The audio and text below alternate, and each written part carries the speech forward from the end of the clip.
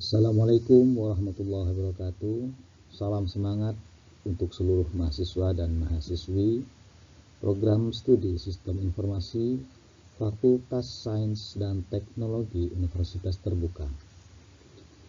Pada pertemuan hari ini, saya Ibnu Rusi Eskom MM akan memberikan materi untuk mata kuliah proses bisnis di program studi Sistem Informasi Fakultas Sains dan Teknologi Universitas Terbuka. Ini merupakan pertemuan pertama.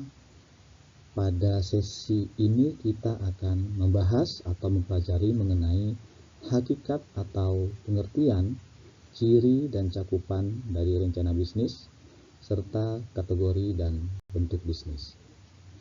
Adapun pokok bahasan kita di pertemuan hari ini, yang pertama adalah hakikat rencana bisnis. Kemudian pokok bahasan kedua yaitu cakupan rencana bisnis, dan pokok bahasan ketiga yaitu kategori dan bentuk-bentuk dari bisnis. Tujuan instruksinan khusus untuk materi kita di pertemuan hari ini yaitu mahasiswa mampu menjelaskan pengertian atau hakikat, ciri dan cakupan rencana bisnis, serta kategori bisnis dan bentuk-bentuk bisnis. Hakikat dari rencana bisnis. Terlebih dahulu kita membahas mengenai pengertian dari rencana bisnis atau business plan. Pengertian rencana bisnis. Menurut Brian Erford dan kawan-kawan tahun 2007, rencana bisnis adalah suatu dokumen yang dirancang untuk merencanakan jalannya perusahaan dalam periode tertentu. Sedangkan menurut Michael Miller tahun 2022, rencana bisnis merupakan arahan keberlangsungan aktivitas yang dilakukan oleh perusahaan yang meliputi deskripsi tujuan dan cara pencapaian tujuan tersebut. Jadi ini merupakan pengertian rencana bisnis dari Brian Erford dan kawan-kawan serta Michael Miller pada tahun 2007 dan 2022. Sedangkan pengertian rencana bisnis menurut Husrich dan Peters pada tahun 1995.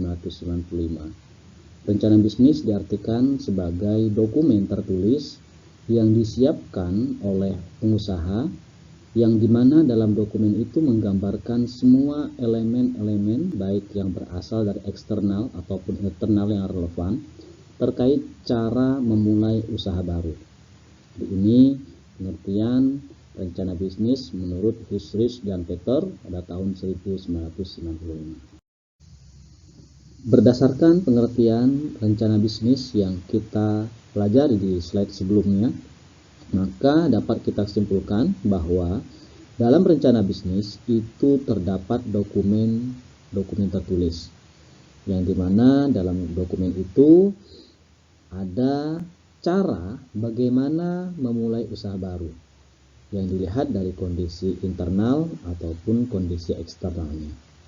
Selain itu, rencana bisnis juga merencanakan jalannya perusahaan. Jadi di dalam dokumen tersebut ada cara-cara, strategi-strategi yang dilakukan atau yang akan dilakukan untuk menjalankan suatu perusahaan. Nah, kemudian dari dokumen tertulis itu atau dokumen yang dibuat tersebut akan menjadi arah keberlangsungan aktivitas-aktivitas yang akan dilakukan oleh suatu perusahaan. Nah, itu merupakan rencana bisnis. Selanjutnya kita akan mempelajari mengenai hakikat dari rencana bisnis. Hakikat rencana bisnis adalah gambaran menyeluruh dan terstruktur tentang arah, tujuan, strategi, serta langkah-langkah operasional yang akan ditempuh atau dilakukan oleh suatu perusahaan untuk mencapai tujuan bisnis. Tujuan bisnis itu ada banyak. Di antaranya, pertama, menyusun strategi dan arah bisnis itu sendiri. kemudian mengidentifikasi peluang-peluang apa saja dan tantangan pasar yang berkaitan dengan bisnis yang dilakukannya atau digelutinya. Kemudian melakukan penilaian kelayakan dari usaha yang dilakukan, serta banyak tujuan-tujuan lain dari rencana bisnis yang dibuat oleh suatu perusahaan. Baik, berikutnya kita akan mempelajari orientasi dari rencana bisnis. Dalam orientasi rencana bisnis itu terdapat dua orientasi rencana bisnis. Yang pertama yang didasarkan pada kepentingan internal perusahaan, kemudian kedua didasarkan pada kepentingan eksternal perusahaan. Kalau kita lihat untuk kepentingan internal perusahaan, di rencana bisnis yang dibuat yang berupa dokumen-dokumen tadi itu dapat digunakan sebagai panduan sepanjang usia bisnis. Seperti yang kita ketahui bahwa dalam pembuatan rencana bisnis itu terdapat dokumen-dokumen tertulis yang dimana di dalamnya memiliki tujuan, strategi, program, dan lain sebagainya. Dan itu dijadikan sebagai panduan sepanjang usia bisnis dijalankan.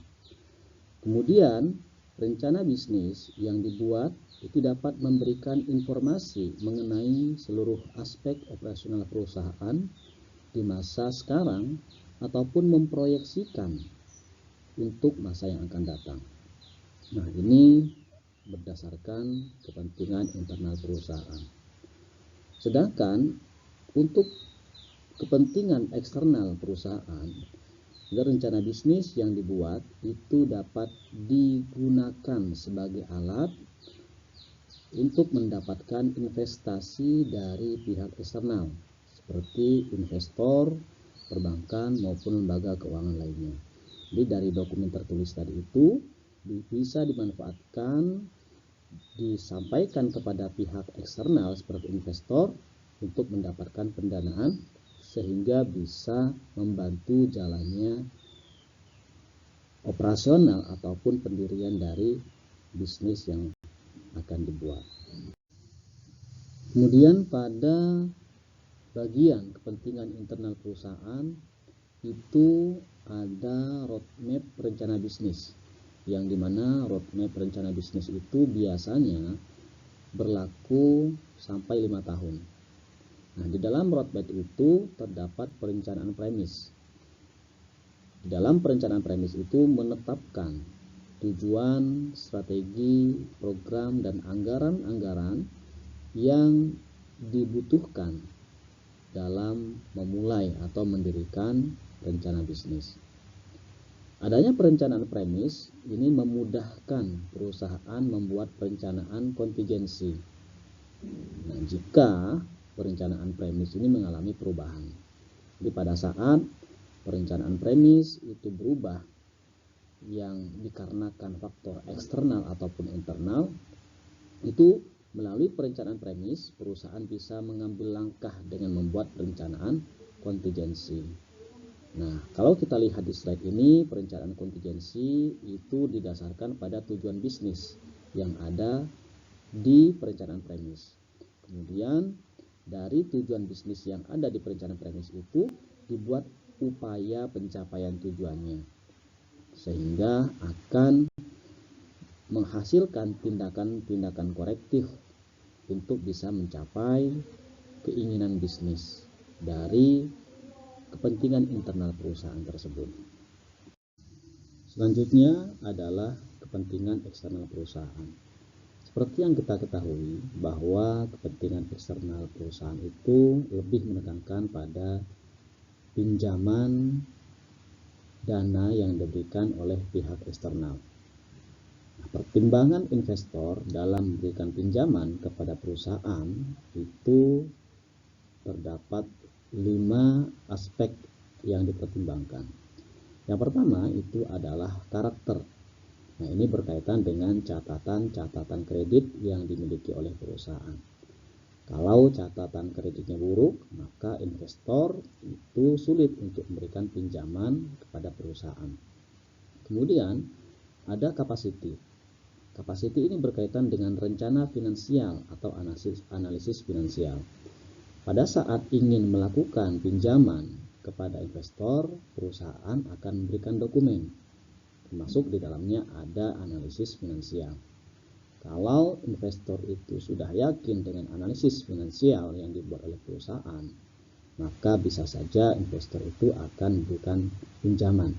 Dalam hal ini, yakinnya adalah yakin bisa dikembalikan. Kemudian yang ketiga ada kolateral. Kolateral itu berkaitan dengan nilai aset yang dijadikan agunan oleh pihak peminjam atau perusahaan. Kemudian yang keempat itu berkaitan dengan capital, yaitu mengenai rasio utang dan ekuitas yang ada di perusahaan. Jadi selisih antara aset dengan kewajiban yang harus dibayarkan oleh perusahaan. Kemudian yang terakhir ada condition atau kondisi. Nah, ini berkaitan dengan tren ekonomi yang berada di lingkungan luar atau pihak eksternal. Kemudian lingkungan atau kondisi sosial masyarakat itu juga dipertimbangkan oleh pihak investor untuk memberikan pinjaman kepada perusahaan yang akan didirikan tersebut. Baik, untuk berikutnya kita mempelajari mengenai cakupan rencana bisnis. Rencana bisnis mencakup berbagai elemen penting yang diperlukan untuk mendirikan dan menjalankan suatu usaha. Jadi rencana bisnis ini lebih menekankan pada apa saja yang diperlukan dalam mendirikan dan menjalankan suatu usaha. Nah, di sini terdapat elemen-elemen penting yang ada pada rencana bisnis. Yang pertama adalah deskripsi perusahaan, kemudian yang kedua yaitu tim manajemen dan struktur organisasi, ketiga deskripsi atau gambaran umum dari bisnis, kemudian analisis pasar, yang kelima strategi dan implementasi, kemudian yang keenam rencana keuangan, dan lain-lain sebagainya.